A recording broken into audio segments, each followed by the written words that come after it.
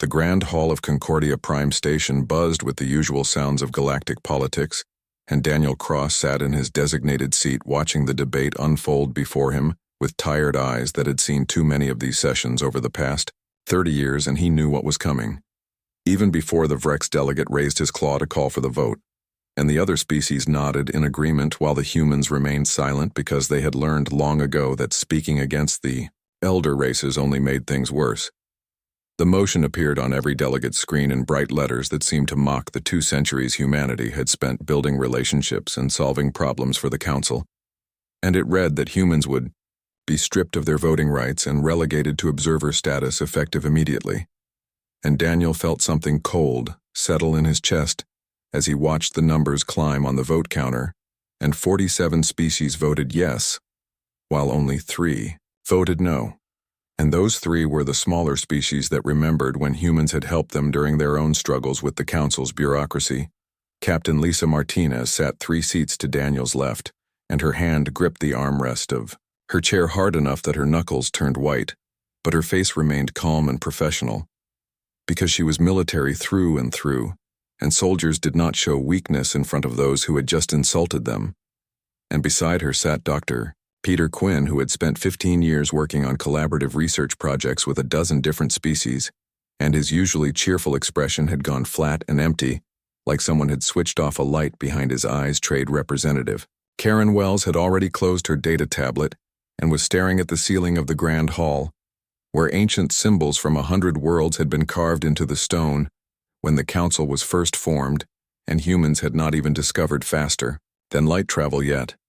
And she wondered if those ancient species had treated each other with the same casual disrespect that the current Council showed to humanity, or if something had been lost over the millennia of politics and power struggles. Chairman Forath's energy form pulsed with satisfaction as he announced the results in a voice that echoed through translation devices in 100 different languages, and he said that the Council had spoken, and that humanity would now serve in an advisory capacity only, and that this decision was made for the good of galactic stability. And Daniel listened to every word and committed them to memory, because he wanted to remember this moment exactly as it happened. The chairman turned his glowing attention toward the human delegation and asked if Ambassador Cross had any statement to make on behalf of his species, and the hall fell silent as thousands of eyes and sensors and consciousness fields focused on the human section, and Daniel could feel the weight of their expectations because they wanted him to argue or beg or make promises about how humanity would prove itself worthy. And he knew that was what they expected from the young upstart species that should be grateful for any seat at their table. Daniel stood slowly and gathered the small collection of datapads and documents that he had brought to the session, and he organized them neatly into his carrying case with careful, deliberate movements, and the silence in the hall grew heavier as delegates realized he was not going to speak, and the chairman asked again if humanity had a response, and Daniel sealed his case with a soft click that seemed loud in the quiet, and he turned toward the exit. Lisa stood next and followed him without a word, and then Peter and then Karen and the 4 humans walked down the long aisle between the rows of delegates from species that had once called them friends and partners, and not one of them looked back and not one of them spoke, and their footsteps echoed on the polished floor like a countdown to something the Council did not yet understand. The massive doors of the Grand Hall closed behind them, with a boom that resonated through the station's hull, and Daniel allowed himself one long breath before he pulled out his personal communicator and sent a single-word message to every human in Council space. And that word was orchid, and it was a code they had prepared years ago, just in case this day ever came, and within minutes, responses began flooding back with simple confirmations. Across Concordia Prime Station, human engineers began packing their tools and downloading their personal files from the systems they had maintained for decades, and human medical staff in the station's hospitals started transferring their patients to non-human doctors and explaining treatment plans in quick, efficient sessions, and human merchants in the trading districts began closing their shops, and human teachers in the cultural exchange centers dismissed their alien students with kind words and sad smiles.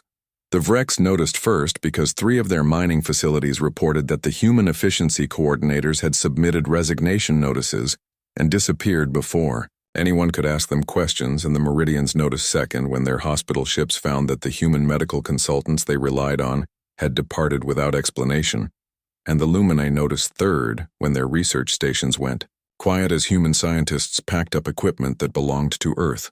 and left behind only the shared data they were contractually obligated to provide.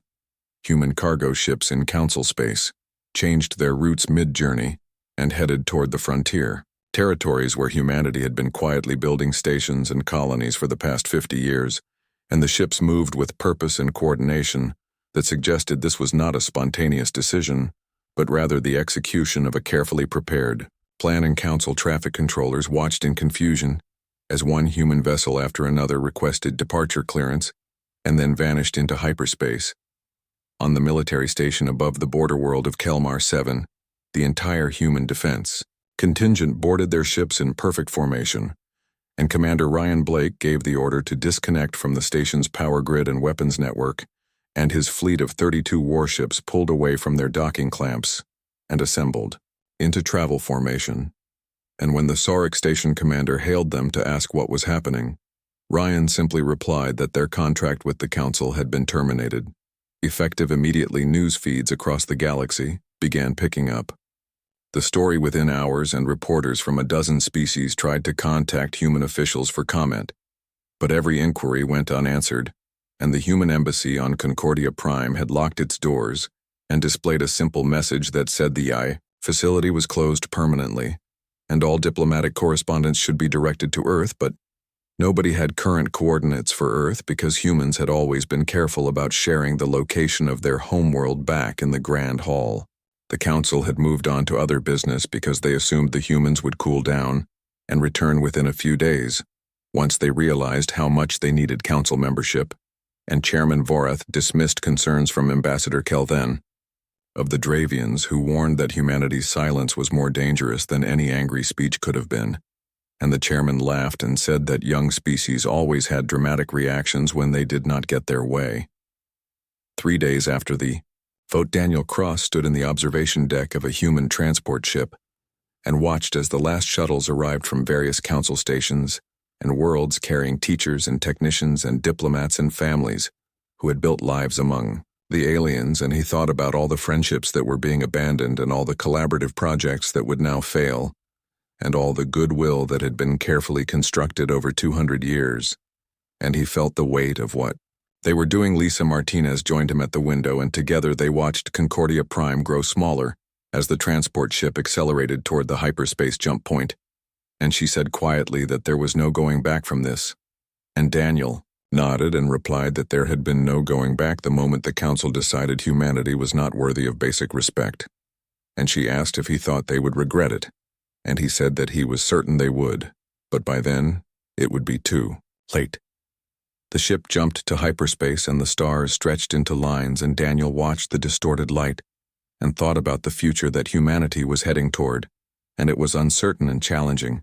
but it would be a future built on their own terms, where they did not have to beg for permission to have a voice, and where their contributions would be valued rather than dismissed, and that was worth more than any seat at the Council's table. 3 months had passed since the last human ship departed from Council space, and Operations Manager Zix Thoral stood in the control center of the Virex mining facility on Asteroid Cluster 793, staring at screens that showed declining productivity numbers that made no sense because the equipment was functioning properly and the workers were performing their duties. But somehow everything was taking longer and producing less than it had when the human engineers were still coordinating the operations. He pulled up the efficiency protocols that had been running the facility for the past 8 years and tried to understand the logic behind the automated systems, but the code was dense and complicated with layers of optimization that the humans had never fully explained, because the Vrex had never asked, assuming they could figure it out themselves if needed. And now Zix Thoral realized that assumption had been a mistake, because every attempt to modify the systems resulted in cascading failures that took hours to fix. The humans had taken all their proprietary software when they left, and what remained was just the basic framework that kept the machines running, but without the intelligent coordination that had made everything work smoothly. And production was down 17% across all Vrex mining operations, and the Council of Hive Mothers was demanding answers that Zix Thorol could not provide because the answer was simple and humiliating, and they had been depending on human expertise without realizing it. On the Meridian colony world of Depth 7, the first cases of the plague appeared in the underwater cities where families lived in crystalline domes and worked in kelp farms that fed billions across the sector. And Dr. Celefin watched in growing horror as the illness spread through the population faster than her medical team could respond. And the symptoms were similar to a plague that had struck another Meridian world 5 years ago, but the records from that outbreak were incomplete because humans had handled most of the treatment. She sent urgent messages to every human medical facility she could find contact information for, and the messages went into the void, without response, and human communication channels were still operational and accepting transmissions, but nobody answered. And Celefin tried calling the personal communicator of Dr. Helen Grant, who had led the response team during the previous outbreak, but the number was no longer in service, and she felt panic rising in her chest as the death count climbed past 1,000. The Meridian medical community worked desperately to develop a treatment using their own research, and they eventually found something that worked. But it took 6 weeks, and by then 12,000 people had died, and the survivors would carry the scars of the illness for the rest of their lives. And Celefin knew that if the humans had helped, the outbreak would have been contained in days with minimal casualties, and that knowledge hurt more than she wanted to admit. Trade routes that had operated smoothly for decades began collapsing as species that refused to deal directly with each other found themselves without human intermediaries, and the Sauric civilization discovered that their agricultural imports had stopped arriving because the Kelton farmers would not do business with reptilian species due to ancient cultural conflicts that humans had carefully navigated by buying from the Kelton and selling to the Saurics, and now that bridge was gone. Food prices on Saurics worlds began climbing, and rationing was implemented in the major cities, and protests erupted when citizens learned that the shortages were not due to crop failures but rather to the breakdown of trade relationships. And the Saurics trade minister tried to negotiate directly with the Kelton, but decades of mistrust could not be overcome in a few rushed meetings, and the Kelton simply refused to even respond to Saurics communications. Similar problems emerged across the galaxy, as humans had quietly served as the connective tissue between species that could not or would not cooperate directly, and their absence revealed just how fragmented the galactic community really was beneath the surface unity that the Council claimed to represent, and economic activity slowed as transaction costs increased and supply chains broke down, and entire industries that had relied on human logistics coordination ground to a halt. The most alarming problem appeared in the Council defense network when routine diagnostics revealed critical vulnerabilities in the sensor array that monitored the border regions where hostile forces sometimes probed for weaknesses, and Security Director Nalkesh reviewed the diagnostic reports with growing concern because the defense grid had been designed by human tactical experts who understood how to integrate dozens of different species' military technologies into a coherent system. Commander Ryan Blake had overseen the defense coordination for the past 12 years, and his team had built protocols that allowed Vrex heavy cruisers to work alongside Lumini Energy ships and Meridian stealth vessels in combined operations, and those protocols were still in place. But without human oversight, the system was developing blind spots and communication delays that could be exploited by anyone paying attention. Nalkesh tried to contact the human defense contractors that had maintained the systems, but those companies no longer accepted Council contracts, and when he tried to hire independent human security consultants, he found that none were willing to work with Council members, and the few who responded to his inquiries simply said that humanity was focusing on other opportunities, and wished the Council well. Chairman Vorath called an emergency session of the Council leadership, and the mood in the private chamber was tense as reports came in from across Council space, describing economic disruption and security concerns and medical crises, and all of it traced back to the absence of humans. And the chairman listened to each report, and his energy form flickered with irritation because this was not supposed to happen, and the humans were supposed to come back by now. Ambassador Cal, then of the Dravians, spoke carefully, because his species had voted against stripping human rights, and he did not want to say "I told you so," But someone needed to point out that humanity's contributions had been far more significant than anyone realized, and the council had made a serious error in judgment, and perhaps it was time to invite the humans back and offer them their voting rights again. The other ambassadors debated for hours about whether to send an envoy and what terms to offer, and whether humanity would even listen, and the discussion went in circles, because nobody wanted to admit that they needed the humans more than the humans needed them. And finally Vorath called for a vote, and the motion to send a diplomatic envoy passed with only the Vrex and Lumini voting against it, because their pride would not allow them to admit they had been wrong. The real problem emerged when the Council tried to locate humanity's new center of operations, and discovered that no one actually knew where it was, and the star charts that showed Earth's location had all been provided by humans. And when Council cartographers tried to verify those charts, they found subtle errors that made the coordinates useless,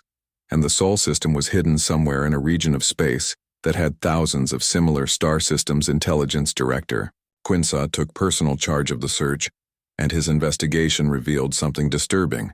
and humanity had been preparing for this possibility for much longer than anyone realized, and human colonies existed in unexplored regions beyond Council. Borders and trade agreements had been signed with independent systems that the Council barely knew existed, and a complete parallel infrastructure had been built ready to activate the moment humans decided to leave. More troubling was what Quinsaw could not find,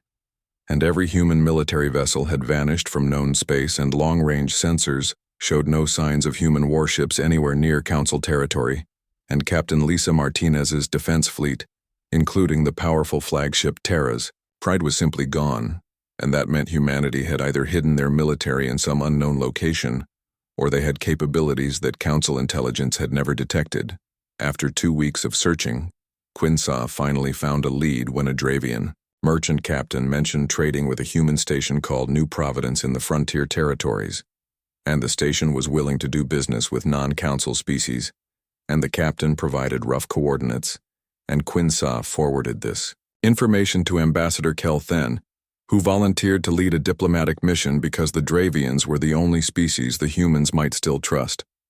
The Dravian diplomatic ship was small and unarmed to show peaceful intentions, and it carried only 5 crew members, including young Ambassador Selmora, who had studied human culture and spoke several Earth languages, and the journey took 8 days through regions of space that had no Council presence, and when they finally arrived at a New Providence station, they were required to wait in orbit for 6 hours before receiving docking permission. The station was larger than expected, and clearly new construction with human ships coming and going in steady traffic. And Selmora noticed that many of the other ships at the station belonged to species she did not recognize, and that suggested humanity was building an entirely new network of relationships outside Council knowledge, and that realization made her nervous because it meant the situation was more serious than anyone back at Concordia Prime understood. Ambassador Selmora walked through the corridors of New Providence Station and noticed immediately how different it felt from Council facilities, because the lighting was warmer and the air had a slight smell of growing things like someone had planted gardens in the recreation areas, and the humans she passed looked relaxed and confident in a way she had never seen. During her visits to human sections of Council stations, where they had always seemed slightly tense, as if waiting for the next insult or dismissal, she was escorted by 2 human security officers who were polite but not particularly friendly, and they led her to an office complex in the administrative section of the station where Director Nathan Ford waited to receive her. And his office was simple and functional, with a large window showing the star field outside, and a desk covered with data pads, and a shelf holding what looked like books made from actual paper, which Selmora had only seen in museums. Nathan Ford was a man in his 50s with gray hair and tired eyes, and he offered Selmora a seat and something to drink, which she accepted, because Dravian culture valued hospitality rituals, and he poured her a glass of water and waited for her to speak first, which was also proper protocol, and she appreciated that he had taken the time to learn her species' customs, even though humanity no longer had any obligation to maintain such knowledge. She delivered the Council's message carefully and explained that the leadership recognized there had been errors in judgment and that humanity's contributions were valued, and that the council wished to invite humans to return with full voting rights restored, and possibly even enhanced status on certain committees. And Nathan listened without interrupting, and his expression never changed, and when she finished, he thanked her for making the journey, and said he would give her humanity's response. He said that humanity appreciated the invitation and understood that the council was facing difficulties, and that humans bore no personal ill will toward the individual species who had voted to strip their rights, but that institutions were different from individuals, and the council as an institution had demonstrated that it did not value human participation, except when it needed something, and that was not a partnership worth maintaining. Selmora tried to argue that the vote had been a mistake, and that many species had regretted it almost immediately, and that things would be different if humans returned. But Nathan shook his head and said that apologies after consequences were not the same as respect before decisions, and that humanity had learned an important lesson about building relationships with those who saw them as lesser, and that lesson was not to build those relationships at all. She asked what humanity wanted and what terms would bring them back to the council, and Nathan's response was simple and final, and he said that humanity had no demands because they were not negotiating and they were not interested in returning, and they had moved on to building something new, and the conversation was a courtesy extended to the Dravians who had shown friendship when it mattered, but it would not change anything. Selmora felt something cold settle in her stomach because she realized that Nathan meant every word, and this was not a negotiating position or a way to extract better terms, and humanity genuinely did not want to rejoin the council, and that was unprecedented in galactic history because every species eventually came back to the council after disagreements because there was nowhere else to go, except now there was somewhere else because humans had built it. She asked if she could see more of the station, and Nathan agreed and assigned a guide named Lieutenant Kevin Gray, who walked her through the commercial districts where merchants from species she had never heard of were trading goods, and through the residential sections where families from a dozen different worlds lived in mixed neighborhoods, and through a school where human children studied alongside young aliens, and everyone seemed comfortable and accepted. Kevin explained that New Providence was just one of 17 major human stations in the frontier territories, and that there were another 40 smaller outposts and mining facilities and agricultural colonies, and that humanity had been building this network for 50 years, while still maintaining their council presence because they had learned early on that depending entirely on the council was dangerous, and they needed alternatives. He showed her the defense platforms surrounding the station, and explained that they were human-designed and built with no council technology involved, and that similar defenses protected every human facility. And when Selmora asked about the military fleet, Kevin smiled and said that the fleet was deployed in locations that served human interests, and that those locations were not information he could share.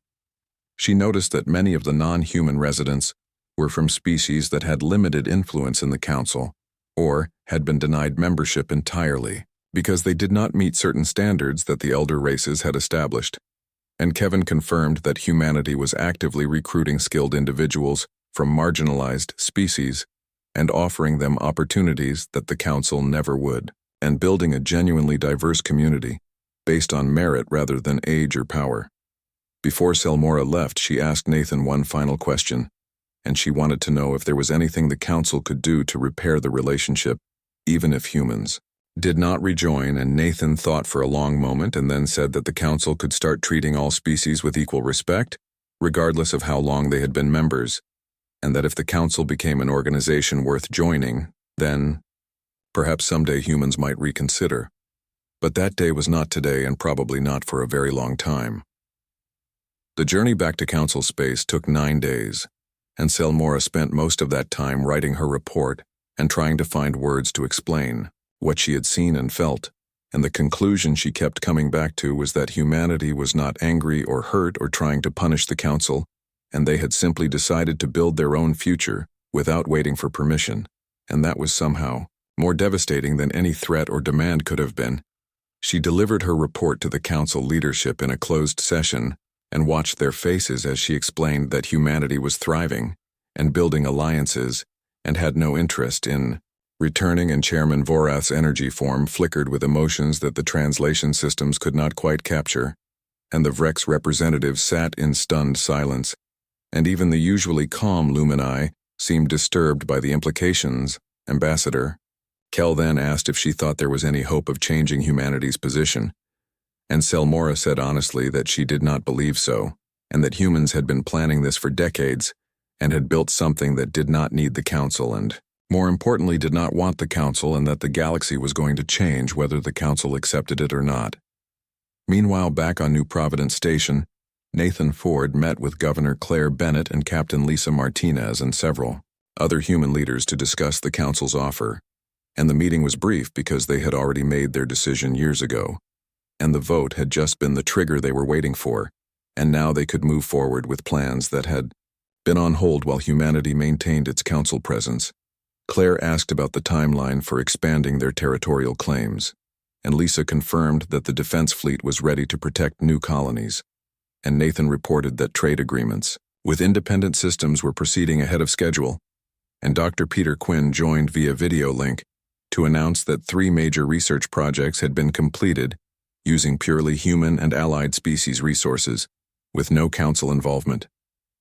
They discussed the Dravian situation and agreed that the Dravians had earned consideration because they had voted against the rights stripping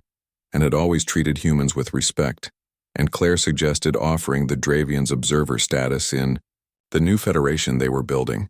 and the others agreed, and Nathan said he would extend a quiet invitation to Ambassador Kelvin. Lisa brought up security concerns and mentioned that Council intelligence had been trying to locate their military assets and that so far, the sensor masking and false trail protocols were working perfectly, and the fleet remained hidden in deep space facilities that the Council did not know existed, and she recommended maintaining that secrecy for at least another year until their defensive positions were fully established.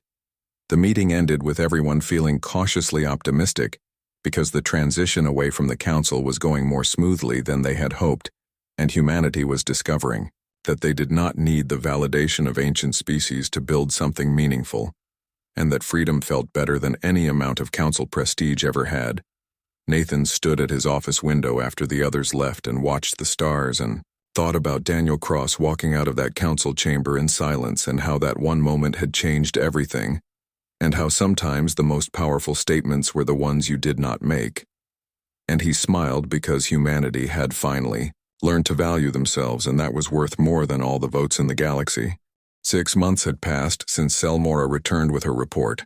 and the situation across Council space had deteriorated from problematic to critical, and the Kralix Empire, which had been quiet for years, suddenly began launching raids on border systems, and their attack patterns suggested they had been watching and waiting for exactly this kind of weakness, and now they were exploiting it with ruthless efficiency. Security Director Nal Kesh watched the tactical displays in horror, as 2 colony worlds fell within a week and the Council Defense Forces responded, but their coordination was poor, and communication breakdowns led to friendly fire incidents and missed opportunities, and ships arrived at battle zones hours late because the logistics network that Commander Ryan Blake had built was falling apart without proper maintenance. The Meridian economy officially entered recession, and their banking systems struggled to process interstellar transactions because human financial software had provided the backbone for currency exchanges between species with incompatible economic systems, and the alternatives were slow and expensive, and businesses began hoarding resources rather than trading them, and the economic slowdown spread like a disease through connected systems. Dr. Selafin received reports from medical facilities across Meridian space describing supply shortages because the pharmaceutical companies that had produced medications using human chemical synthesis techniques could no longer maintain production levels, and several rare medicines became unavailable entirely, and patients with chronic conditions faced difficult choices, and some chose to end treatment rather than burden their families with the search for alternatives. Scientific research stations throughout the galaxy sat partially abandoned, and the collaborative projects that had promised breakthrough discoveries were suspended indefinitely, and the Lumini research director named Talvesh tried desperately to continue a fusion power project that Dr. Amanda Cole had started, but the human researchers had taken their data archives, and without that foundational work, the project was impossible to complete. Talvesh spent weeks trying to recreate Experiments from memory and partial records but kept hitting dead ends and eventually admitted defeat. And the fusion project that could have provided clean energy to billions was shelved, and the funding was redirected to more immediate concerns, like defense and economic stabilization, and the dream of a better future was sacrificed to the reality of present crisis. The cultural impact was perhaps the most visible and painful loss, because human entertainment had become wildly popular across the galaxy over the past century, and young people from dozens of species had grown up watching human films and listening to human music and reading human literature, and now all of that content stopped flowing, and the broadcasts went silent, and the cultural exchange centers closed their doors. A generation of alien youth who had learned to appreciate human creativity and humor and storytelling suddenly found themselves cut off from something that had shaped their worldview. And they organized protests demanding that the council fix the relationship with humanity, and their parents tried to explain that politics was complicated, but the young people did not care about complications, and they just wanted their shows and music. Back Chairman Forath faced increasing pressure from member species, and the Saurics threatened to withdraw their membership if the human situation was not resolved, and the Meridians made similar threats, and even the Vrex, who had been among the loudest voices, calling for human demotion, began suggesting that perhaps they had been too hasty, and that maybe humanity deserved another chance. The council leadership held emergency sessions every day, and the debates grew heated as species blamed each other for the crisis, and old grievances resurfaced, and the unity that the council supposedly represented crumbled under the pressure of cascading failures, and Vorath realized that his legacy as chairman would be remembered as the time the council destroyed itself through arrogance. Ambassador Kell then proposed a radical solution and suggested that the council draft a formal apology that acknowledged specific mistakes and offer humanity not just restored voting rights, but a permanent seat on the Security Directorate with veto power over military decisions, and he argued that half measures would not work, and that the council needed to demonstrate genuine respect through concrete actions. The proposal was controversial because it would give humans power that even some elder species did not have. But the alternatives were worse, and after 3 days of debate, the measure passed by a narrow margin, and the council began preparing the largest diplomatic mission in its history, with 50 representatives from every major species, and Ambassador Kelthen was chosen to lead it, because the Dravians were the only ones humans might actually listen to. The journey to New Providence took 3 weeks because the diplomatic ship was large and slow and carried extensive gifts and cultural artifacts meant to demonstrate goodwill, and when they finally arrived at the human station, they were required to wait in orbit for 4 days before receiving permission to dock, and that waiting period was humiliating. But nobody complained because they all understood they had no leverage. Governor Claire Bennett received them in a formal ceremony hall that had been built since Selmora's visit, and the room was impressive with high ceilings and windows showing the construction of new station modules, and the diplomatic delegates noticed immediately that New Providence had grown significantly, and more ships filled the docking bays, and the activity level suggested a thriving community. Claire was a woman in her 40s with dark hair and sharp eyes, and she greeted each delegate personally and demonstrated perfect knowledge of their cultural protocols, and she invited them to present their offer, and Kell then stepped forward and delivered a speech. He had written and rewritten dozens of times, trying to find the right balance of humility and hope. He explained that the council recognized its error, and that humanity had been treated unfairly, and that the galaxy needed human participation, and that the council was prepared to offer full restoration of rights plus enhanced status and guaranteed representation in key decisions. And he spoke with genuine emotion because he had argued for this outcome from the beginning, and he believed reconciliation was possible if both sides were willing. Claire listened patiently and allowed each delegate to add their own appeals and promises, and the Meridian representative spoke about the medical crisis and how many lives could be saved with human help. And the Vrex representative admitted that their mining operations desperately needed human expertise. And the Luminae representative talked about the scientific breakthroughs that were being lost. When everyone had finished, Claire thanked them for their journey and their honesty, and then she delivered humanity's response, and her words were clear and final, and she said that humanity appreciated the gesture but had moved beyond the council, and that their economy was thriving, and Their people were happy, and their partnerships with independent systems were proving far more rewarding than council membership had ever been. She explained that the problem was not just one vote or one insult, but rather a pattern of disrespect that stretched back decades, and that humans had tried repeatedly to address concerns through proper channels and had been ignored or dismissed every time, and that the vote to strip their rights had simply been the final confirmation that the council would never see humans as equals. Kel then asked desperately what would change humanity's mind and what the council could offer that would bring them back, and Claire's response was simple and devastating, and she said that nothing would change their mind because the council had taught humans an important lesson, and that lesson was that they did not need council approval to succeed, and that they were better off building their own path. The delegates tried to argue, and some made emotional appeals and others offered additional concessions, but Claire remained polite and firm, and eventually she ended the meeting by saying that humanity wished the council well and hoped they would learn from this experience, but that the humans would not be returning. And she suggested that the council focus on fixing its internal problems rather than trying to bring back species it had pushed away. The diplomatic mission returned to Concordia Prime in defeat, and the report they delivered sent shockwaves through the council chambers, and species that had been confident humanity would eventually return now faced the reality that they had lost something precious and would never get it back, and the recriminations began immediately, as everyone looked for someone to blame. Chairman Voreth stood before the full council assembly and addressed the crisis, and he spoke about the need for unity and reform and learning from mistakes, but his words rang hollow because everyone knew that the damage was done and that the galaxy had changed forever, and that the council's age of unquestioned dominance was over. In the back of the chamber, Ambassador Kell then watched the proceedings and thought about Claire Bennett's final words about fixing internal problems, and he realized she was right, and that the council had deep structural issues that went far beyond its treatment of humanity, and that maybe losing the humans was the wake-up call they needed, even if it came at a terrible price.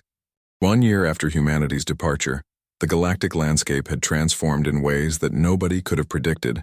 and the council still existed, but 4 species had withdrawn their membership and chosen to negotiate independent agreements with. The human-led Federation and the Dravians were the first to leave, followed by the Zeth and 2 smaller species that had always felt marginalized by the elder races. Ambassador Kell then stood in the new Federation Assembly Hall on New Providence Station and felt a sense of hope that he had not experienced in decades, because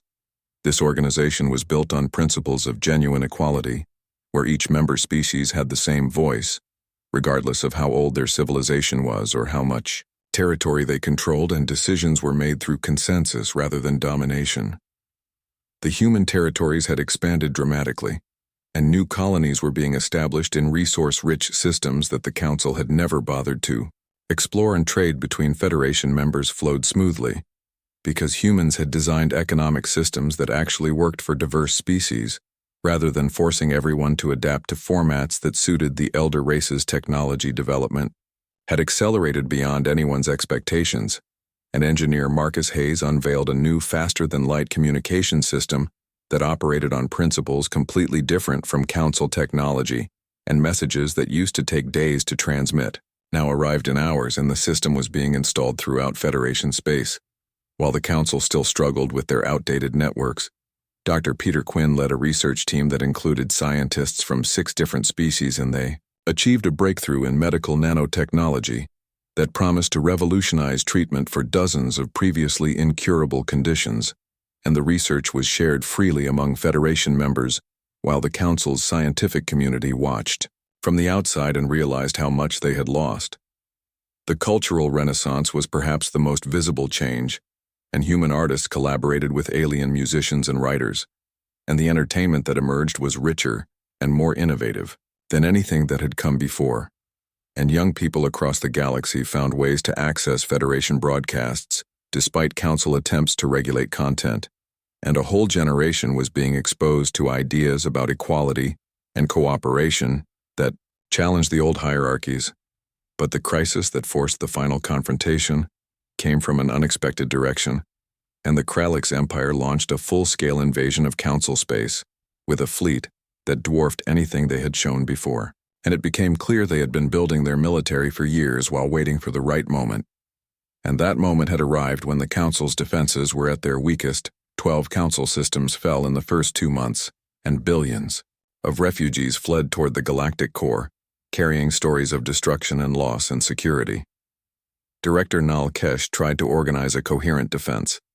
but without human tactical coordination, the Council forces could not operate effectively, and every battle was a desperate struggle that usually ended in retreat. The refugee crisis became overwhelming, and Council worlds that had never experienced war suddenly found themselves hosting millions of displaced people, and the infrastructure could not handle the strain, and medical supplies ran short, and food distribution systems broke down, and riots erupted in overcrowded refugee camps, and the Council faced the possibility of complete collapse.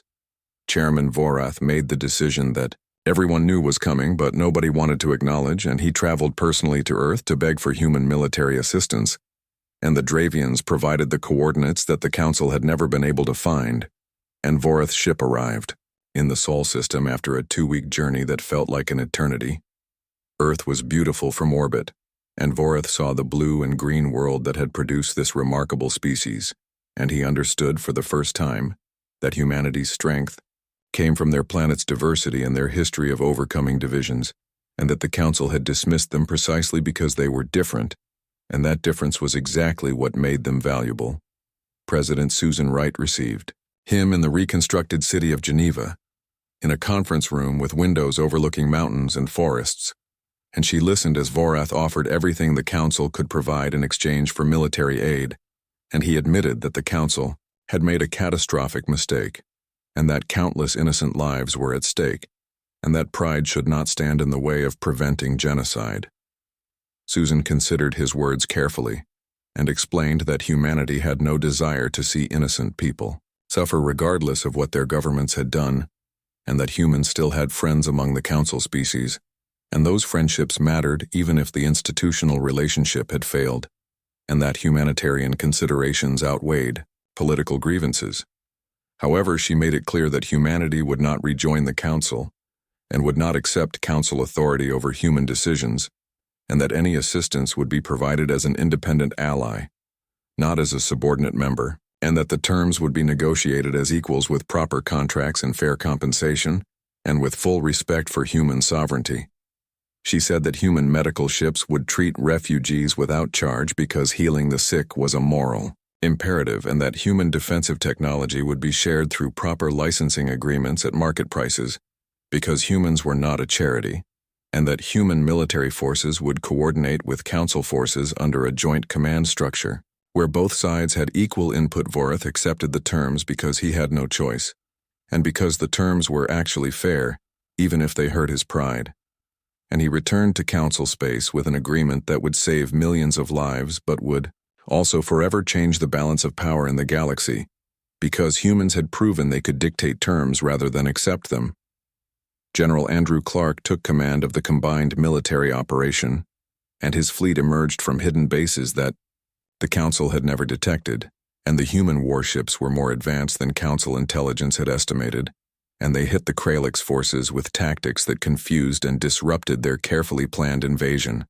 and within 3 months, the tide of the war had turned. The Kralix had not expected effective resistance, and their supply lines were overextended, and their commanders had no experience fighting against human military doctrine, and General Clark exploited every weakness. With precision strikes and coordinated attacks, and the invasion collapsed, and the Kralix were pushed back to their own territory and forced to accept a peace treaty that included heavy penalties. 5 years after Daniel Cross walked out of the Council chamber, the galaxy had settled into a new order, and the Council survived but was diminished and reformed under new leadership that understood the necessity of treating all species with respect, and the reforms were real and meaningful, because the alternative was irrelevance. The Federation of Independent Worlds had grown into a major power with 20 member species and protected territory that rivaled the Council's holdings and young civilizations. Making first contact now had a choice between joining the old hierarchical Council or the new egalitarian Federation, and most chose the Federation because they wanted to be partners rather than subordinates. Humanity thrived in ways that would have been impossible under council. Oversight in human colonies stretched across hundreds of systems, and human innovation drove technological advancement, and human culture influenced billions of beings who had discovered that Earth's stories and music and ideas spoke to something universal in all sapient species on Concordia Prime. A memorial was erected in the plaza where Daniel Cross had walked away in silence, and the inscription was written in 70 languages, and it read, that here we learned that respect cannot be demanded, only given, and that some depart with fire and fury, while others leave without a word. And the latter we remember longest. The memorial became a place where young people from across the galaxy came to reflect on the lessons of history, and they would stand there and think about how the mighty council had fallen, not through military defeat, but through its own arrogance, and how humanity had taught everyone that walking away with dignity was more powerful than any speech or threat. Daniel Cross retired to a quiet colony world where he taught history to students who had been born after the events that had changed everything. And when they asked him what he had felt in that moment, when he stood up and walked out, he would smile and say that he had felt tired of begging for respect and ready to build something better. Earth became a symbol of possibility and a beacon for those who refused to accept that their worth was determined by others,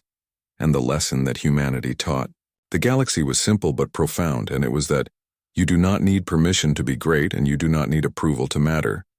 And sometimes the best response to disrespect is not anger, but simply walking away and building your own table where everyone is welcome as equals. The silence that began with one man gathering his papers and leaving a room echoed through history as the moment when the galaxy learned that the quietest departures often make the loudest statements, and that when you push away those who genuinely contribute, you should not be surprised when they do not come back and when they build something better without you.